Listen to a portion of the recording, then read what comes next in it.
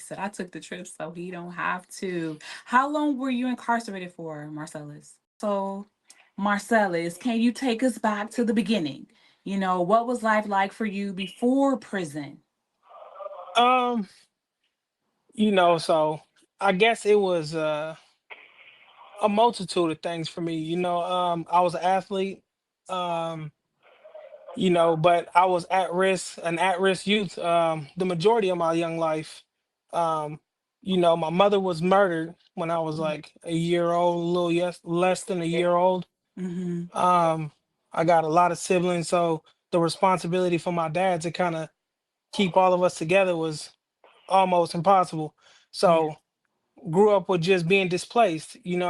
Mm-hmm. Um, and like they say, man, sometimes you wander off and into the streets, you find solace in those you find share the same examples of life as you Right. know, and that's where, my choice to join a gang began, is right there on the streets of Richmond.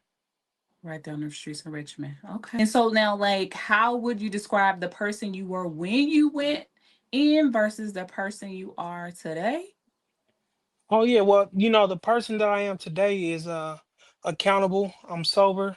Um, when I was younger, I was an alcoholic, man, habitually, and that's crazy to say. Like at 17, 16, I was an alcoholic, you know what I mean? Yeah, yeah. But it was to suppress just the mental warfare that I put on myself in Mm-hmm. perpetuating, violence against people who look like me, my Mm-hmm. neighbors, and things Mm-hmm. like that, all for the sake of a criminal street gang.